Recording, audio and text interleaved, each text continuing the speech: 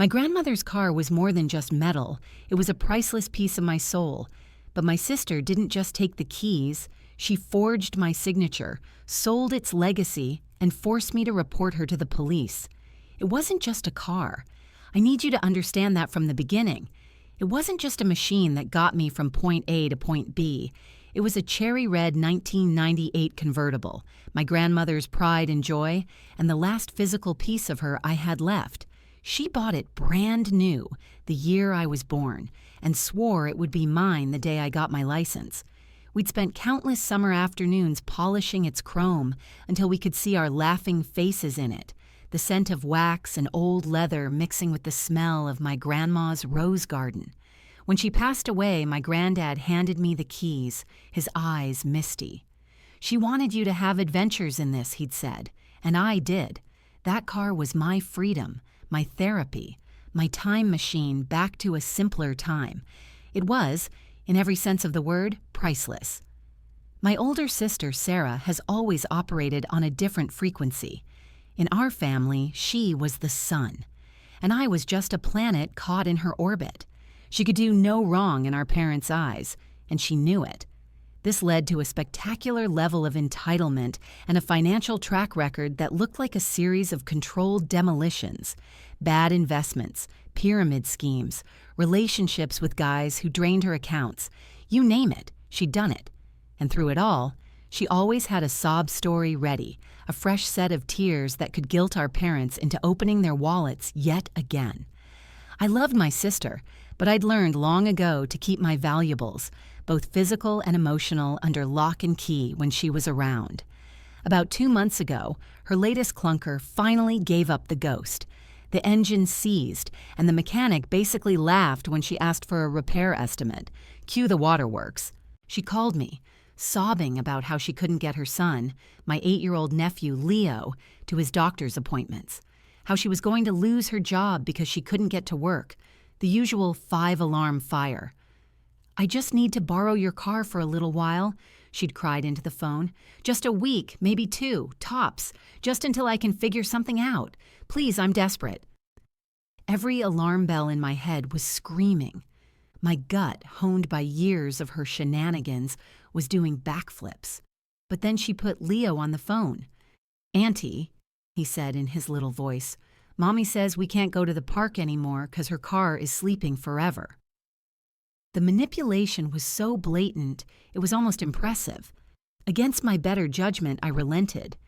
2 weeks, Sarah," I said, my voice firm, "and you treat her like she's a Fabergé egg, not a scratch." She promised up and down, swore on our grandmother's memory, a move that made my stomach churn, and came to pick it up that afternoon. The first 2 weeks came and went. I called her. "Oh my gosh, I'm so sorry," she said breathlessly.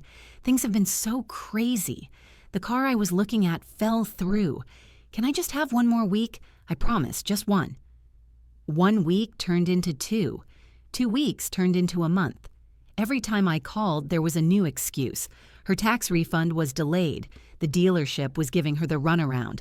Leo had a persistent cough and she needed reliable transport for him. The excuses were getting weaker, her tone more dismissive. When I finally put my foot down and said I was coming to get it that weekend, she'd suddenly stop answering my calls and texts altogether.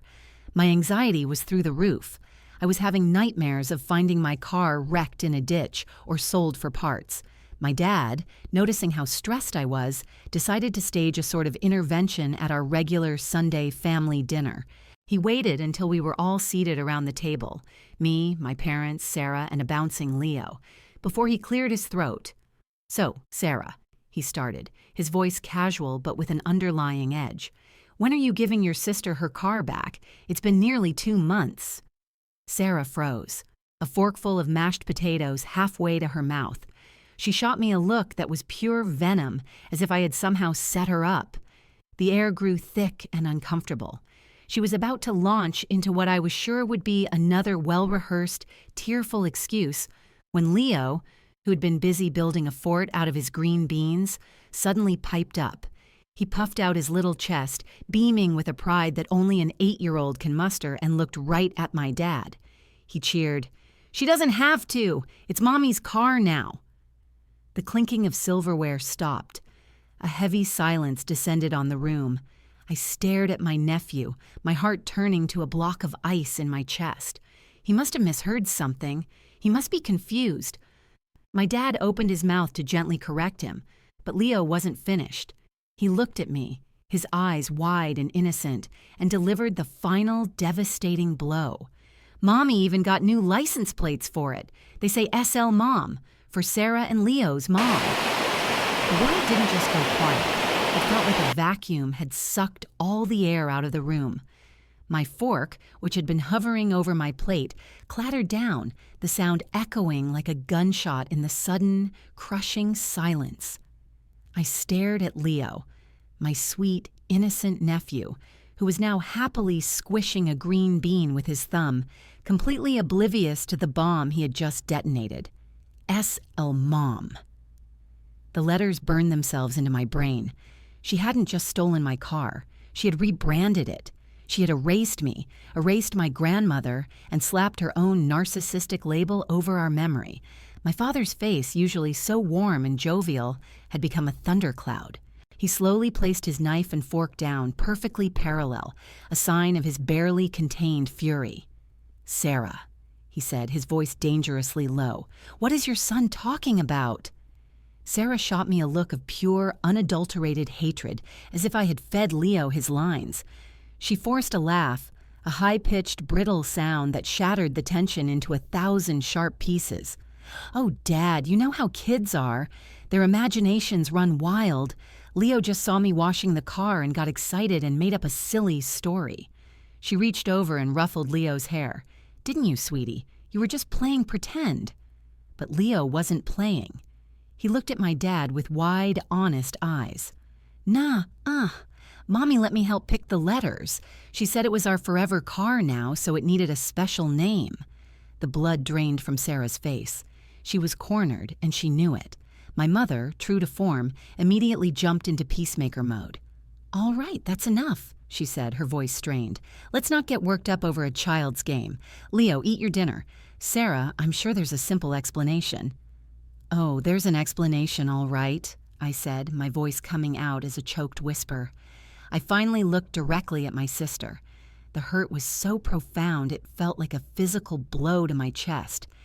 "You re-registered my car in your name, didn't you?" Sarah wouldn't meet my eyes.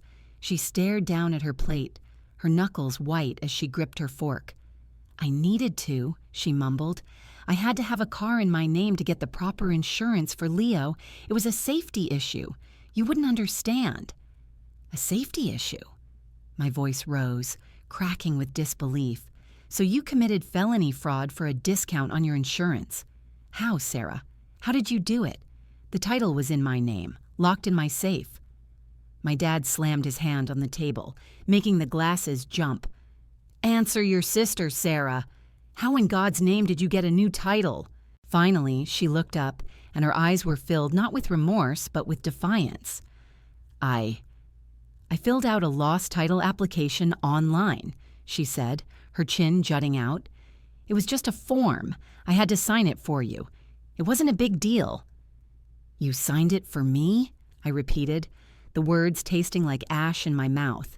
"You mean you forged my signature? You took my grandmother's car, the one thing I have left of her, and you forged my name to steal it from me. Don't be so dramatic," she snapped, her voice escalating into a shrill whine. "It's just a car, an old car. You have a great job. You can afford a new one. I have a child to think about. I did what I had to do for my son." That's when my mother chimed in, placing a hand on my arm. "Honey, she's right. It's just a thing. Family is more important. We can work this out. Your sister was desperate." I pulled my arm away as if her touch had burned me. I looked from my sister's defiant face to my mother's pleading one, and in that moment I had never felt so utterly alone. They didn't get it. They would never get it. To them, I was just being difficult. My grief, my memories, my property. It was all secondary to Sarah's latest self-inflicted crisis. The hurt in my chest curdled into something cold and hard. I stopped arguing. I just went silent, taking a long, slow sip of water. The fight seemed to drain out of the room, replaced by a tense, awkward stillness. Sarah probably thought she'd won. My mother probably thought I was calming down. They thought I was going to roll over just like I always did. But as I set the glass down, I pulled out my phone. I didn't open it to call the police, not yet. I navigated to my email, to a folder I had labeled Receipts. "You're right about one thing, Sarah," I said, my voice devoid of all emotion. "You did what you had to do, and you did it a long, long time ago." I turned my phone screen so my parents could see it. On the screen was an email confirmation. "I helped you with your laptop last month, remember? You said it was running slow. I was cleaning out your trash folder to free up space, and I saw this. I thought it was spam at the time." I looked my sister dead in the eyes, and I saw true fear for the first time. "It's an email from a company called Fast Track Title Services," I announced to the table. "It's a receipt for your payment. It says, 'Congratulations, Sarah. Your application for a replacement vehicle title has been successfully processed.'" The funny thing is the date on this email. It's from 3 days after you first borrowed the car. The color drained from Sarah's face so fast I thought she might actually faint. Her mouth opened and closed silently, like a fish gasping for air. My dad took my phone, his brow furrowed as he squinted at the screen. The date on the email was undeniable. A digital tombstone marking the moment her desperation had curdled into premeditated theft. 3 days. She hadn't been in a bind for 2 months. She had a plan from the moment she drove off my property. The sob story, the crying phone calls, putting Leo on the line. It was all a performance, a carefully crafted prologue to her grand deception. "Sarah." My father's voice was a low growl, laced with a sense of betrayal so profound it seemed to suck the warmth from the room. "Is this true?" My mother, ever the defender, tried to snatch the phone. "This is ridiculous. You went through her trash? That's a violation of her privacy." "Her privacy?" I laughed, a bitter, hollow sound that didn't feel like my own. "She forged my signature on a legal document and stole a car worth thousands of dollars, a family heirloom, and you're worried about her email privacy?"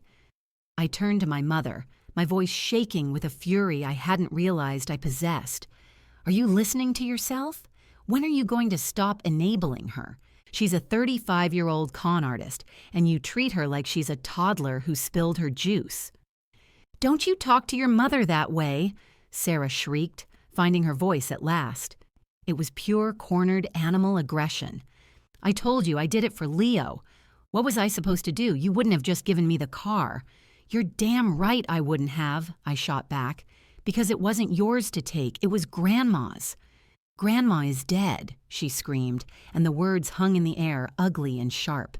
"She doesn't need a car, I do. It's just sitting in your garage collecting dust while I'm struggling to get my son to the doctor. You are so selfish. You've always been selfish."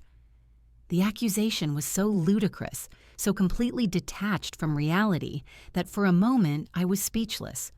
All the times I'd loaned her money I knew I'd never see again.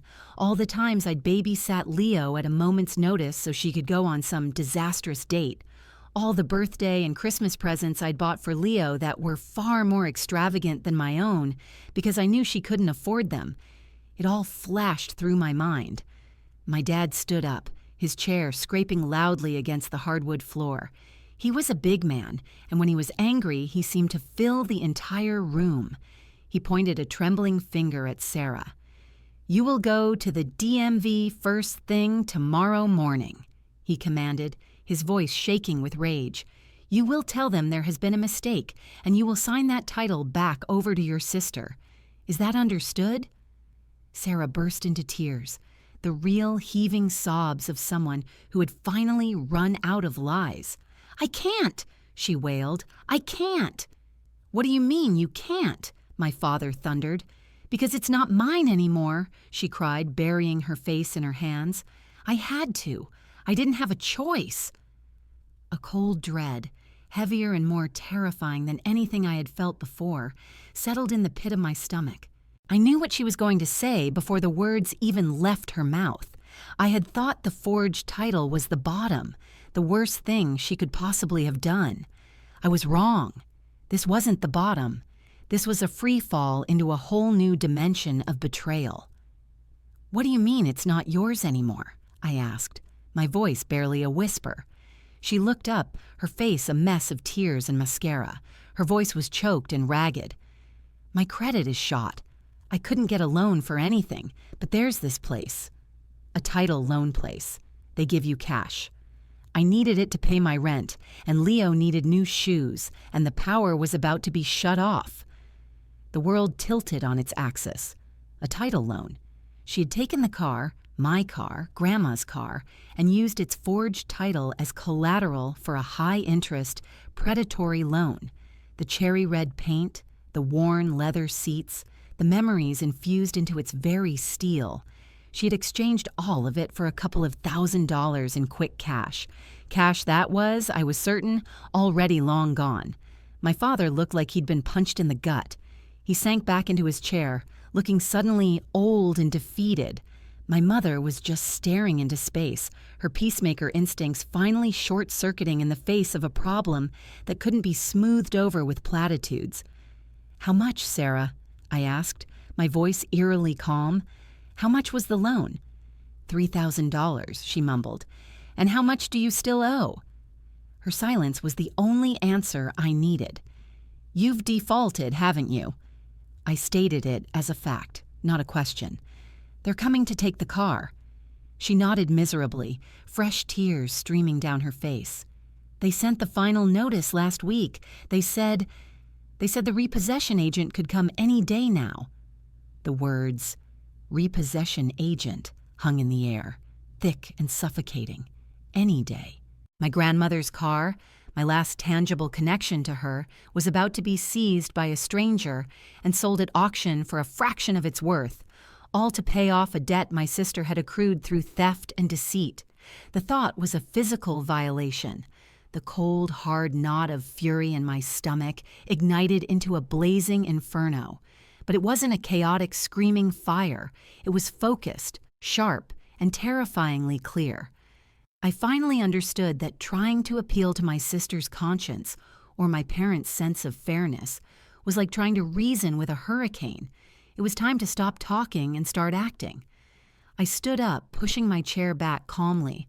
I looked at my parents, whose faces were a mixture of shock and helplessness. "I see," I said, my voice as level and cold as a sheet of ice. "Well, this has been an illuminating dinner." I walked over to the coat rack and grabbed my purse and my jacket. My mother started to speak. "Honey, wait, let's just talk about this." But I held up a hand, cutting her off. "No," I said firmly, not even looking at her. "We're done talking. The time for talking ended 3 days after she drove away with my car. The time for talking ended with a forged signature. The time for talking ended with a predatory loan." I turned and finally looked at my sister, who was still crumpled in her chair, weeping. "You didn't do this for Leo, Sarah. Don't you dare hide behind your son. You did this for you, because you are a black hole of entitlement and bad decisions. You didn't just steal a car. You stole a memory. You sold our grandmother's legacy for rent money. You are no longer my sister." The finality in my voice seemed to shock her more than anything else. Her crying sputtered to a halt. What are you going to do?" she stammered. "I'm going to do what I should have done 2 months ago," I replied, pulling my phone out of my purse. I looked at my dad. "Dad, what is the address of that title loan company?" He stared at me, confused, but something in my eyes must have told him not to argue. He mumbled the name of a seedy place on the other side of town. I typed it into my GPS. Then I dialed 911. As the dispatcher's voice came on the line, the room fell into absolute silence. 911, what is your emergency?" I kept my voice steady and professional. "Hello, I need to report a felony. My vehicle has been stolen. Yes, a 1998 red convertible. I know exactly who took it, and I have proof that she fraudulently obtained a new title by forging my signature. I also know where the vehicle is currently located. I gave them my parents' address. I looked directly at Sarah as I spelled out her full name for the dispatcher. I watched the last vestiges of hope drain from her face, replaced by pure, unadulterated panic. My mother shrieked my name, lunging for my phone, but my dad, galvanized into action, grabbed her arm. "No, Carol," he said, his voice heavy with resignation. "She's right. This has gone on long enough." I hung up with the dispatcher and then made another call. "Hi," I said to the person who answered. "I'm calling about an account with your title loan company. The name is Sarah." I gave them all the information. "I understand the vehicle is scheduled for repossession. Don't send your agent. The police are on their way to recover the stolen property now. The title you have on file is fraudulent. You can contact the police department for the case number in about an hour." I hung up before they could respond. I turned to leave. "You can't do this," Sarah wailed, jumping to her feet. "I'll go to jail. What will happen to Leo?" "You should have thought of that before you decided your rent was more important than your freedom," I said, without turning around. "And Leo will be fine. He has grandparents who, despite their terrible judgment, love him very much. Maybe now he'll finally have a chance to learn that actions have consequences. It's a lesson you never did." I walked out the front door and didn't look back. I didn't wait for the police to arrive. I didn't want to see them put my own sister in handcuffs. The satisfaction I thought I would feel wasn't there. It was just a hollow, aching emptiness. I drove home, and the silence in my own car was deafening. The fallout was nuclear. Sarah was arrested that night. Faced with felony charges for fraud and grand theft auto, she took a plea deal. She didn't get jail time, but she got 5 years of probation, a hefty fine, and a permanent felony record that would follow her for the rest of her life. My parents had to pay the title loan company the $3,000 to prevent them from filing their own civil suit against her. They emptied a good portion of their savings to do it. Getting the car back was a bureaucratic nightmare. But with the police report and the original title from my safe, the state eventually voided the fraudulent one. 2 weeks later, it was delivered to my house on a flatbed truck. It was dirty, and there was a juice box stain on the passenger seat, but it was there. The first thing I did was peel the hideous SL Mom vanity plate off the back and throw it in the trash. My relationship with my parents is strained. My mother can't look me in the eye, and while my dad admits I did what had to be done, there's a distance between us that wasn't there before. I haven't spoken to Sarah since that night. I hear about her through my dad sometimes. She lost her job. She's struggling. A part of me feels a flicker of guilt, but then I remember the look of defiance on her face and the cold calculation behind her tears, and the guilt vanishes. Sometimes, on a sunny afternoon, I take the car out for a drive. I put the top down and let the wind whip through my hair. I'll drive past my grandmother's old house, past the rose garden that's still there, and in those moments, it's not just a car. It's a testament. It's a reminder that some things are worth fighting for, that boundaries are not suggestions, and that sometimes the most loving thing you can do for your family is to let them finally face the consequences of their own actions. It was an expensive, painful lesson for all of us, but my grandmother's car is finally back where it belongs, and it's never leaving again.